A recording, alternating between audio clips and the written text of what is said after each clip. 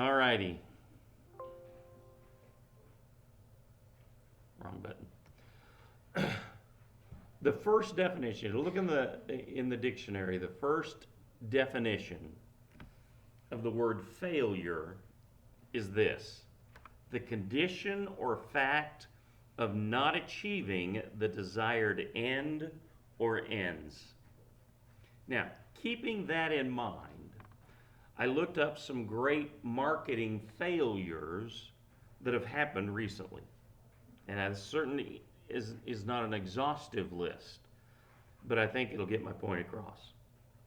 In 1977, the senior executives at 20th Century Fox made an astonishingly short-sighted decision. They signed over all product merchandising rights for any and all Star Wars films to George Lucas in exchange for $20,000. The combined revenue from merchandising is estimated to have exceeded $3 billion with a B dollars and continues to grow annually, making it the most lucrative deal ever struck between an individual and a corporate studio in entertainment history. In 1962, the Beatles auditioned at the London office of Decca Records. The executive in charge of talent rejected them. He thought they sounded too much like a current popular group called The Shadows. And he told Brian Epstein, their manager, "We don't like your boys' sound. Groups are out. Four-piece groups with guitars particularly are finished. And I just don't like their hair." Well over 2 billion Beatles albums have since sold worldwide. And lastly, Eastman Kodak Company, who at one point had a 90% share of the US film market, actually developed the first digital camera in 1975, and they proceeded to sit on it and the core technology for the cell phone as well. They decided not to develop it because they were afraid that it would cannibalize their film business. Kodak never fully recovered from this poor decision. And in 2012, the company filed for Chapter 11 bankruptcy. None of us are immune to failure. Sometimes it can be a little humorous, but most of the time, it's devastating. Sometimes we can just laugh it off, but most of the time, it's painful. And it's embarrassing. And it can be costly. But it's also inevitable, and we all experience it. Everybody fails. For some people, failure is the end of the line. For others, it's just another step in the process. Michael Jordan once said that failure only makes him want to try harder next time. And that's the way many people approach failure. They say, "I'll just get back on the horse. I'll get back in the game. I'll put my heart into it again and see if I can get a better result this next time." Now, Michael Jordan sounds heroic when he says that. And it seems so easy for him. Because when he says, "I'll just try harder next time," some people say or think, "Well, yeah, that's easy for you to say because you're Michael Jordan. You're one of the best who's ever played in the game. Me, on the other hand, when I fail, I think I better quit now before I even make a bigger fool of myself." And I certainly had experience with failure in my own life. And I know that trying again isn't always easy. In fact, trying again is sometimes the hardest thing that you'll ever do. That's why Proverbs 24:16 is such an important verse in the life of every believer. It says, though a righteous man falls 7 times, he will get up, but the wicked will stumble into ruin. There have been times in my life when I realized that the difference between my being righteous and my being wicked would be determined by whether or not I actually got back up one more time. Failure is a universal phenomenon. Everyone experiences, but not everyone survives it. And with that in mind, I want us to spend a few weeks looking at how we can overcome common failures in 3 key areas of our lives: relationship failure, moral failure, and everyday failure. Tonight I want to talk about relationship failure. There are a few things in life that hurt as much as a relationship that's gone bad. Now I'm talking about relationships between parents and children in which the parents did their practical best, but their children rebelled anyway and don't want to be a part of their lives. I'm talking about children who have done everything that they could, but they were never able to do it good enough to please mom or dad. And as a result, the child's entire life is shadowed with a sense of failure. I'm talking about a marriage that ends in divorce, or marriages that are on their way to divorce, marriages that have been broken by infidelity or failed expectations or changed feelings. Nothing hurts quite as much.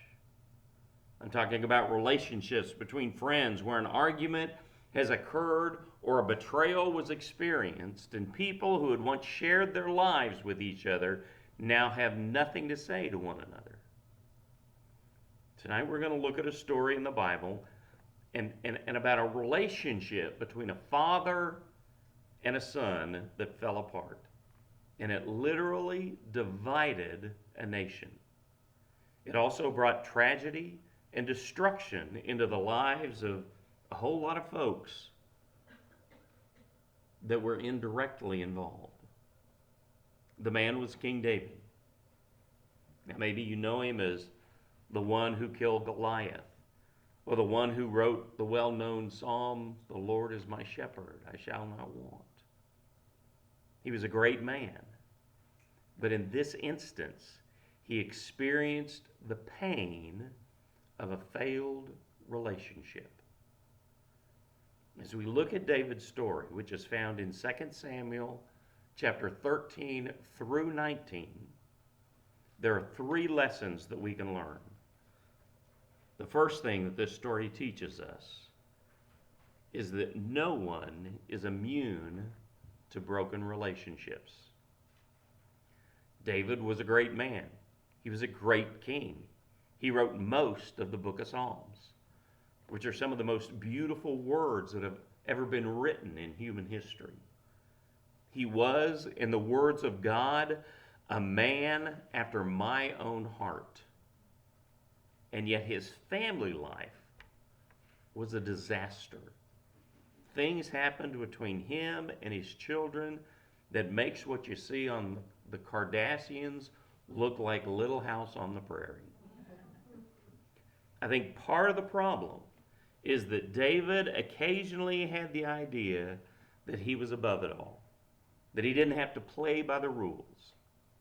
We'll take a closer look at an example of this next week when we look at how to deal with moral failure. But it appears that David thought he couldn't have serious problems at home. And it appears that he didn't really pay close attention to what was going on, as you'll soon see.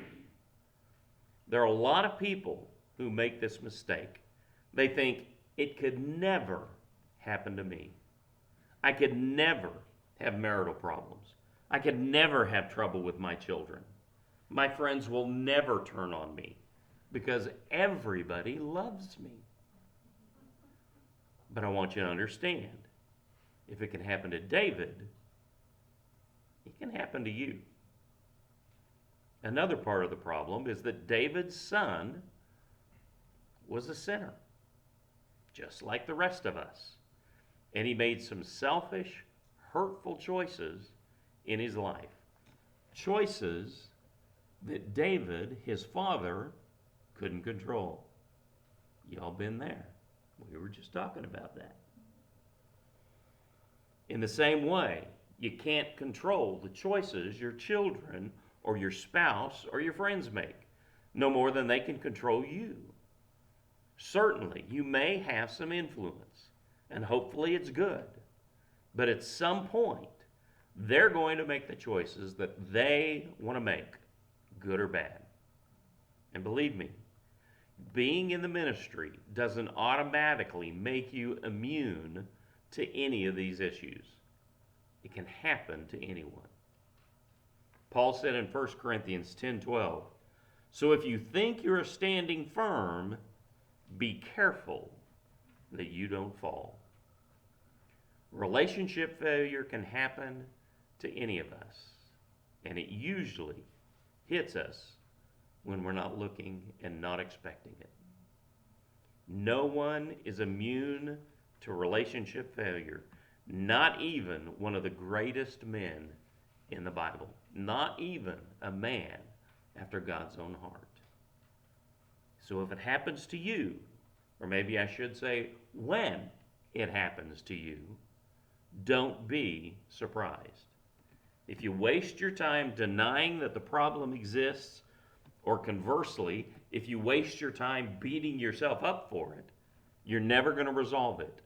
Relationship problems happen to everybody. So here's David's story. I'll give you the Reader's Digest condensed version. Okay? It's either that or I have to read you 3 or 4 whole chapters, which would take forever.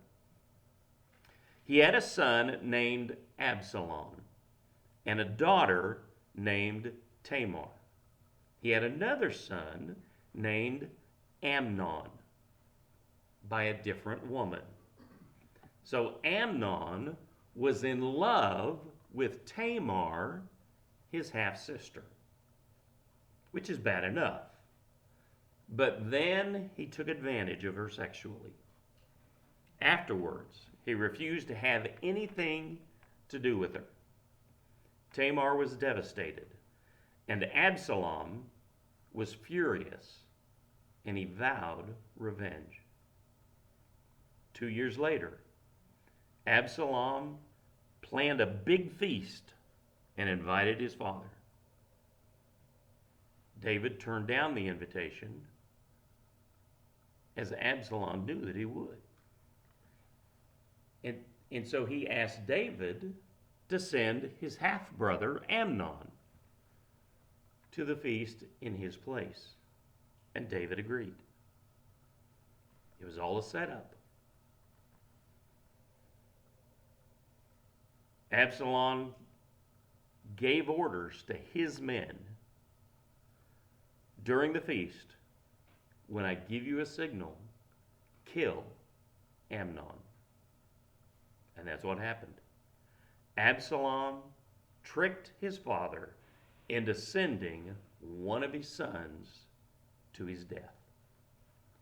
Afterwards, as Absalom escaped to live in another land, the Bible says that David wept bitterly and mourned many days for the death of his son. David grieved over the death of his son Amnon. But remember, Absalom was David's son as well, and David loved him as well. The Bible says that eventually David longed to be reunited with Absalom. So one of David's men, Joab, realized how much David missed his son, and so he negotiated a reunion between the two. Absalom was invited to return to Jerusalem. But here's where David made another mistake. Instead of receiving his son into his arms and offering him forgiveness, he just said, Absalom can live here in his own house, but I don't ever want to see his face. He would not allow Absalom into his presence. And that went on for 2 years. Now, that's kind of a synopsis of chapters 13 and 14.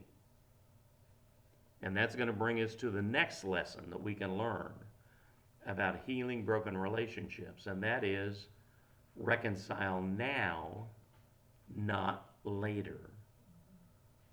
We've seen that David's family was a mess, and there's no question that he was torn up about it. His son assaulted his half-sister, which is unthinkable. And then his other son killed his own half-brother, and he did it in such a way that Amnon would have believed in the final moments of his life that his father betrayed him. Things appeared to be about as bad as they could possibly get.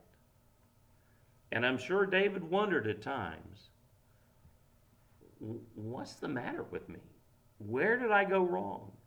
How can I govern this nation when my own children are out of control? And I believe that David was sincere in his desire to reconcile with Absalom. But when it came down to it, he couldn't follow through. He didn't want to face the reality of what had taken place in his family. So he gave Absalom a house to live in, but he refused to see him. And Absalom, who was already bitter because David had not dealt with Amnon as he should have, simply sat in his house for 2 years, becoming more and more bitter towards David. We have a saying that says, time heals all wounds. But I don't think that's really ever true. Time doesn't heal wounds. I can think of things that someone said to me when I was in high school. And when I think about them, I still can get mad and I can still become hurt all over again. It doesn't matter that it was almost 50 years ago. I still get mad. And if I'm not careful, I'll catch myself thinking, I should have said this, or I should have done that. I shouldn't have let them get away with it. So no, time doesn't heal all wounds. Each one of us has the ability to hang on to bitterness for years. And that's what happened to David and Absalom. David had the chance to reconcile with his son, and he didn't do it. I know I've mentioned before about my father and how he didn't get along with many people on his side of the family, especially his sisters, or a whole lot of other folks. And when my father got mad at someone, he would simply dismiss them from his life. He wouldn't have anything to do with them anymore. And because of this, I never really knew that many people on my father's side of the family. I just didn't. I didn't grow up knowing any of them because Dad had already written most of them off. If you're in a relationship that's stressed, do what you can to reconcile as soon as you can. Now, maybe the damage has been done and the divorce is already final, or the child has already moved away from home, And maybe it's too late to get things back exactly the way that they were. But you need to do whatever it is that you can do to make peace today so that you can start building for a better future.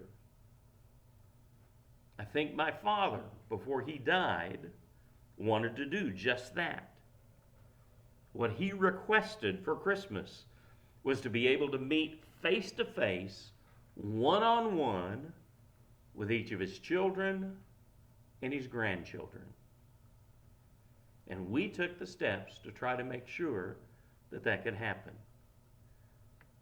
But my father passed away a couple of weeks before Christmas. Parents and children, husbands and wives, brothers and sisters, friends and former friends, take the steps towards reconciliation now, not later. David had Absalom within his reach for 2 years. Absalom only wanted to see his father, and David couldn't bring himself to take the first important step, so the situation only became worse. Finally, however, David did agree to see Absalom. In 2 Samuel 14, verse 33, it says, "So David summoned Absalom, who came to the king and bowed down with his face to the ground before him. Then the king kissed Absalom." Now, wouldn't it be great if the story ended right there and David and Absalom lived happily ever after as father and son? But it didn't. That's not what happened. Their reconciliation was very short-lived. Apparently, Absalom doubted his father's sincerity. He was bitter, resentful, and angry at the way his father had ignored the assault on Tamar, and the way his father had then rejected him personally. Absalom already had a rebellious streak in him, and that streak soon gave way to open hostility. It began with Absalom speaking publicly against David in order to turn the hearts of the people away from him. And it developed into a full-blown conspiracy on Absalom's part to overthrow the government and murder his own father. Absalom raised up an army and sent a message to David saying, "We're coming after you." And so David fled Jerusalem in fear for his life. Then David organized his own little army. And eventually, his men fought Absalom's army. And Absalom was killed. David didn't lose his kingdom, and the rebellion was squashed. A messenger came to David with the news, "Your men have won the battle." And David asked, "What about my son? Is he all right?" "No," the messenger told him, "your son is dead." And the Bible says in 2 Samuel 18:33, the king was deeply moved and went up to the gate chamber and wept. As he walked, he cried, "My son Absalom, my son Absalom. If only I had died instead of you, Absalom, my son, my son." David realized at that moment that now it was too late. He had had Absalom within his reach for 2 years. He could have embraced his son. Maybe he could have changed Absalom's heart. But instead, he refused to allow his son into his presence for much too long. And sure, there was that half-hearted attempt after a couple of years. But then after that, David basically let Absalom do whatever he wanted. And when Absalom badmouthed his father throughout the city, David did nothing. And eventually it turned into a full-scale war. And his son lost his life. So don't wait to reconcile. Maybe your relationship is damaged, but a remnant can be salvaged. Perhaps you can pick up the pieces, whether you're David or Absalom, whether you've been the rejecter or the rejectee, whether you've been the rebellious son or the uninvolved father, whether you're in the right or whether you're in the wrong, take steps now to reconcile. Do it now, not later. Because later may be too late. In dealing with broken relationships, you first need to remember that no one is immune to this tragedy. Keep your eyes open to what's going on in your marriage, in your family, and in your friendships. And secondly, when a relationship takes a turn for the worse, reconcile it as soon as possible. And here's the third lesson we can learn from David's story. Don't let bad relationships destroy good relationships. 2 Samuel 19, verses 1 through 6 say, "It was reported to Joab, the king is weeping. He's mourning over Absalom. That day's victory was turned into mourning for all the troops, because on that day the troops heard the king is grieving over his son.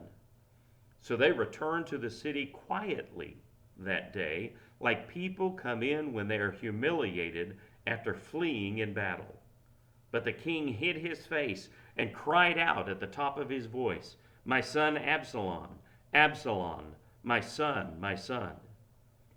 Then Joab went into the house of the king and said, 'Today you have shamed all your soldiers, those who rescued your life and the lives of your sons and daughters, your wives and your concubines. You love your enemies and hate those who love you.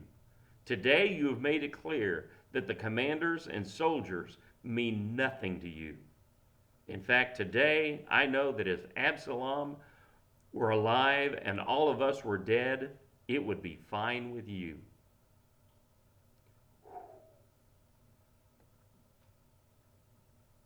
Would you have the guts to say that to the king?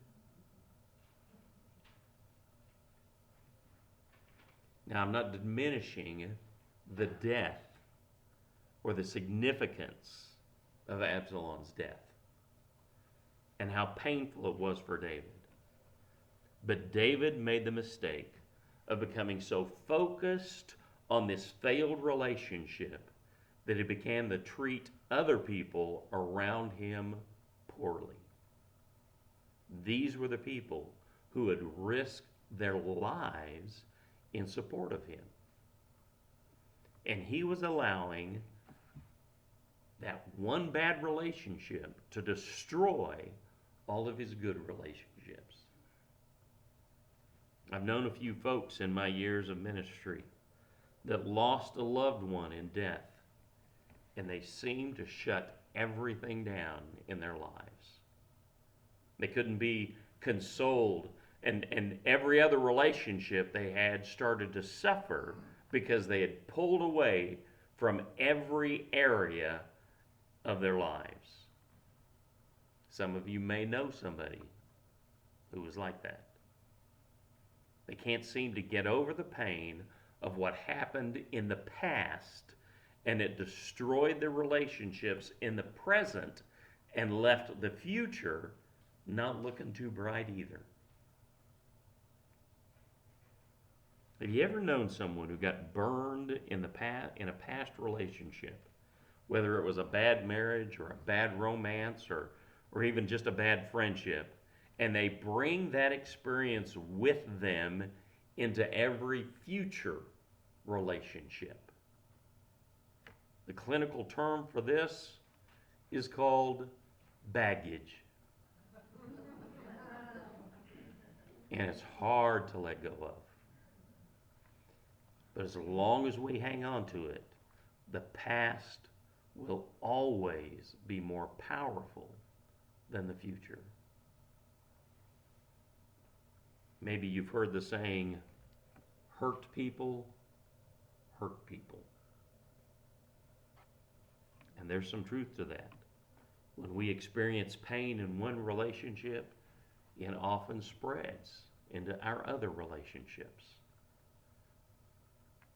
Joab told David to make things right. In verses 7 and 8, he says, "Now get up, go out, and encourage your soldiers. For I swear by the Lord that if you don't go out, not a man will remain with you tonight. This will be worse for you than all the trouble that has come to you from your youth until now." So the king got up and sat in the gate, and all the people were told, "Look, the king is sitting in the gate." Then they all came into the king's presence. You're going to have relationships that bottom out from time to time. It's just a part of our fallen nature. Sometimes it'll be just a silly, superficial spat. But sometimes it will be devastatingly serious and painfully permanent. These relationships deserve our attention. And though we need to take every possible step toward reconciliation, we need to remember that no relationship is worth destroying every relationship. Even in the midst of relationship difficulties, we need to give attention to all of the relationships that are in our lives. I recently heard someone refer to the Bible as a bunch of fairy tales. And I couldn't help but laugh a little bit, because this story is no fairy tale. It's as real as it gets. Those who have experienced David's pain of having a family fall apart, relationships that turn to ashes, they know what that's like. I want to remind you once again of the 3 lessons that we learned from David's story. First, no one is immune to failed relationships. Doesn't matter how spiritual you are, because when it came to spirituality, David was top tier. But he was also an imperfect human, just like the rest of us. And he made some mistakes with his children. No one is immune to failed relationships. But one thing we can learn from David is don't ignore your problems. If things aren't right in your family or in your friendships, face up to it.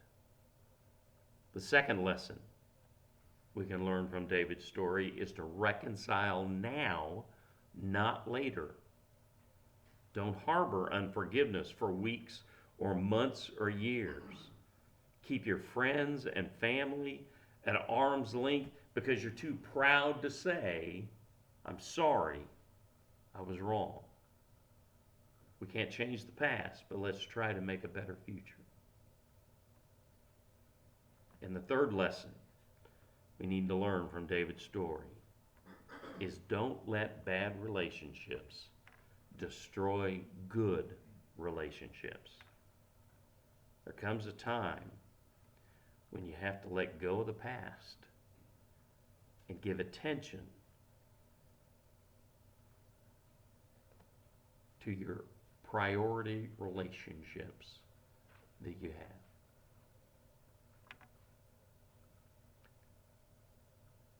Not a real peppy, uplifting kind of sermon, huh? Next week, we're going to look at moral failure. Hope that didn't scare you off.